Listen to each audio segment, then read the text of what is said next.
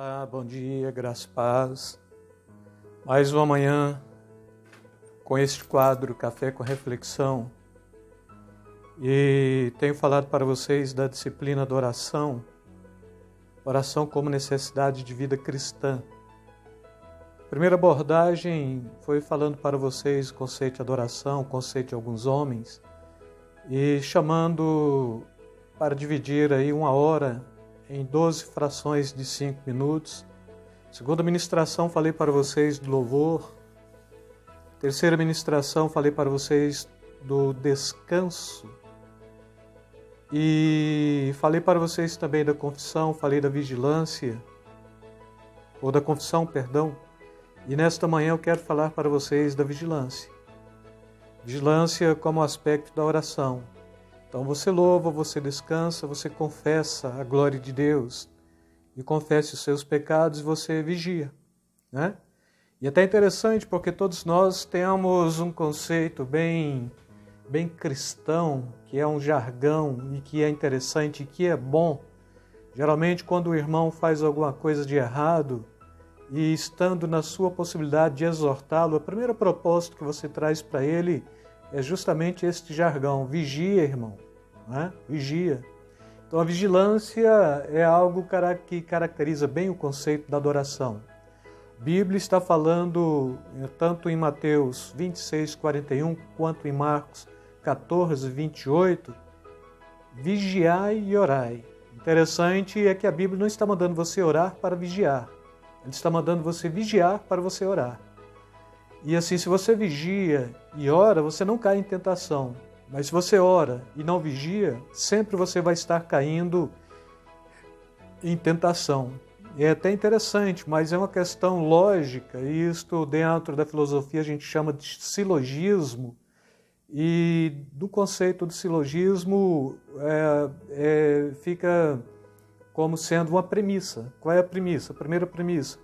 A primeira premissa você vigia. Qual a segunda premissa? Você ora. E a terceira premissa? É a conclusão, você não cai em tentação, não é? E aí Paulo, ainda escrevendo aos Colossenses, no capítulo 4, versículo 2, ele diz: persevere em oração, velando nela com ações de graças. Então, perseverar não é meramente ter aqui um período curto, um período momentâneo, um período escalonado, mas perseverar é algo de continuidade. O termo perseverar traz perseverante, aquele que persevera, aquele que luta, aquele que não desiste, aquele que não baixa a guarda, aquele que, mesmo cansado, a mão está segurado na espada. É interessante que o próprio Davi, em um dado momento da sua história, ele já está um pouco mais avançado em idade, mas ele está lutando, ele está guerreando, é um rei guerreiro. E em determinado momento da sua história, ele está tão cansado, mas tão cansado, que do ponto de vista de qualquer um, a mão abriria, a espada cairia, o inimigo viria e haveria de feri-lo. No entanto, a Bíblia diz que ele estava tão cansado que a sua mão, ela contraiu na espada, ela ficou totalmente presa na espada.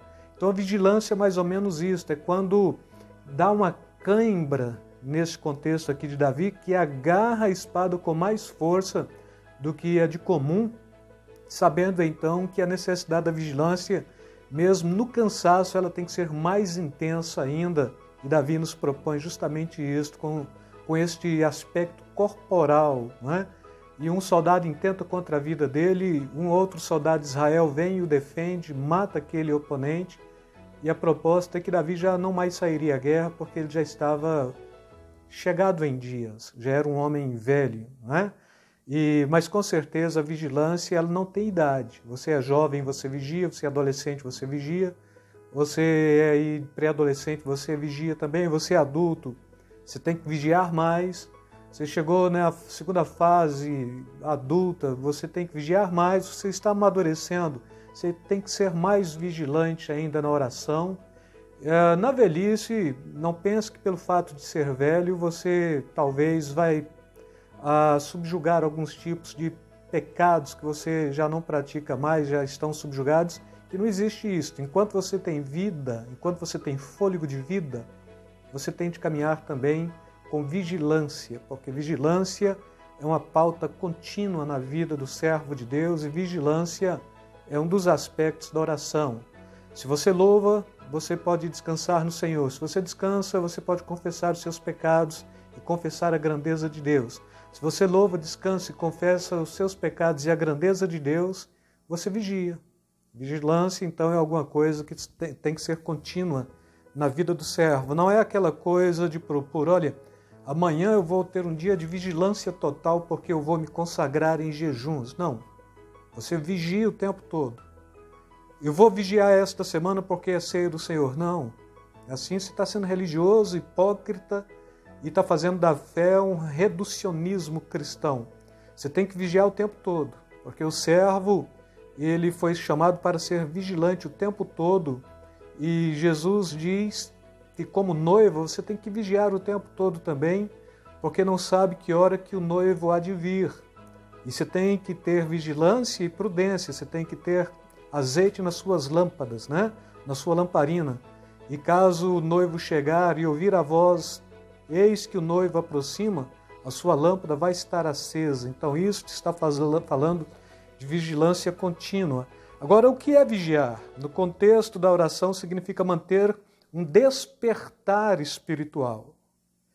Então, assim, a vida ela requer vigilância em todo o tempo, mas quando dentro do contexto da oração, a vigilância ela é esta capacidade de um despertar espiritual, observando situações que acontecem à nossa volta, na família, no trabalho, na igreja, na comunidade e no mundo.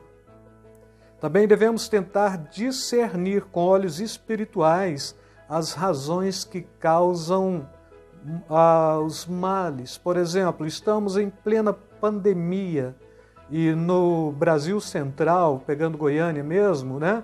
O pico ele não paralisou, ele ainda está subindo.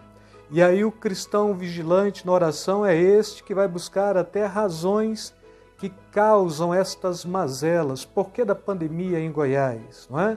Por que da pandemia no Brasil? Por que da pandemia no mundo? Será que tem um aspecto diabólico e satânico nesse processo para trazer males para a humanidade? Então o cristão, mais do que tudo, ele tem que compreender o aspecto da vigilância, e na oração a vigilância ela nos traz este despertar espiritual, e no despertar espiritual, na oração, te faz observar então a situação dos que estão à sua volta, família, trabalho, igreja, comunidade e o mundo. O mundo está à nossa volta, né? Por exemplo, muitas vezes oramos superficialmente por uma pessoa, quando é necessário olhar a realidade espiritual dentro e ao redor da pessoa para poder orar com autoridade e com poder. Se você não tem vigilância, você não vai saber o que está acontecendo de fato, qual é a causa. Muitas vezes nós atacamos o efeito. E aqui a proposta é atacar a causa, não é? Se a sua cabeça dói, você não tem que analisar a sua cabeça como causa, você tem que fazer um exame completo para saber, como efeito, aliás, você tem que fazer o exame completo para saber a causa da sua dor de cabeça. Aí a cabeça dói, você toma uma dipirona, toma um analgésico e coisa assim. E perfeito, aí a cabeça vai doer amanhã de novo. De repente você vai no médico e vai fazer aí um check-up mesmo, vai descobrir que a causa da sua dor de cabeça, ela pode estar dentro do aparelho digestivo, ou ela pode estar na compressão de uma das suas vértebras, não é? Ela pode estar no aspecto neurológico, ela pode estar em muitos aspectos. E daí a vigilância na oração é justamente isto. É esta capacidade de saber a causa do problema na vida da pessoa por quem você está orando, e a vigilância ela é pauta disto mesmo. A quebra e o desânimo em um irmão pode ser o resultado de um ataque espiritual demoníaco, não é? Então, na sua vigilância, procurando de fato descobrir necessariamente o porquê desta realidade espiritual na vida do irmão, você vai descobrir, não é? Você vai perceber, o irmão, ele teve um desânimo, caiu em desânimo, ele caiu, e é erro cair em desânimo? Não, irmãos, não é erro. O erro é saber que nós, como comunidade, um cai no desânimo e o outro acusa. Se um cai no desânimo e o outro acusa, Satanás tira proveito. Mas se um cai no desânimo e o outro, com vigilância, intercede, Satanás é frustrado na vida da igreja. Devemos compreender que tem aqueles irmãos que têm o seu limite. E alguns de nós podemos ter um limite maior do que os de outros, e outros podem ter um limite maior do que o nosso. A vigilância na comunidade fala justamente neste aspecto. Caso você está falhando, porque então você está entrando em exaustão, no desânimo, na vida da vigilância comunitária e da oração tem aquele que está rogando, intercedendo e clamando por você, não é? Então a vigilância é importante em detrimento disto. E aí eu quero deixar aqui 1 João capítulo 5, versículos 14 e 15, e eu queria que você meditasse não somente nos vídeos, mas meditasse em casa, no seu devocional. E está escrito assim: e esta é a confiança que temos nele, que, se pedirmos alguma coisa, segundo a sua vontade, ele nos ouve. E sabemos que nos ouve em tudo o que pedimos. Sabemos que alcançamos as petições que lhe fizemos. Então, seja vigilante, vigilante na sua postura cristã, na sua ética cristã, na sua moral cristã, na sua capacidade de oração, porque a vigilância na oração é esta capacidade de um despertar espiritual que te faz estar intercedendo, começando pela família, o seu núcleo familiar, e chegando até na dimensão mais ampla do mundo, procurando a causa dos problemas e não o sentimento dos problemas, para saber rogar e interceder. E com isso eu quero deixar aí para vocês, mais uma vez, esta reflexão e rogando. Sejam crentes vigilantes. E quero orar por vocês neste instante. Senhor Deus, Pai soberano, toma cada um dos teus filhos, cada servo, dentro do nosso núcleo familiar, dentro do nosso núcleo eclesial, dentro da igreja, da comunidade cristã, dentro do nosso núcleo de sociedade, dentro do nosso município, do nosso estado, da nossa nação, ó Deus, e mesmo dentro do nosso país.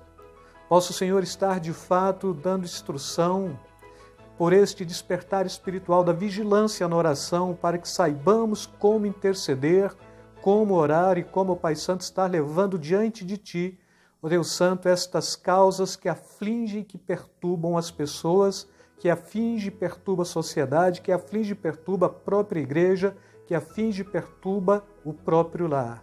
Converta o coração do esposo à esposa, converta o coração da esposa ao esposo, converta o coração dos pais aos filhos, converta o coração dos filhos aos pais, converta o coração da família a Ti, Santo. Senhor, eu te oro assim e te agradeço no nome santo de Jesus. Amém e amém. Deus vos abençoe, fiquem na paz, beijo no coração, beijo na alma. Até a próxima.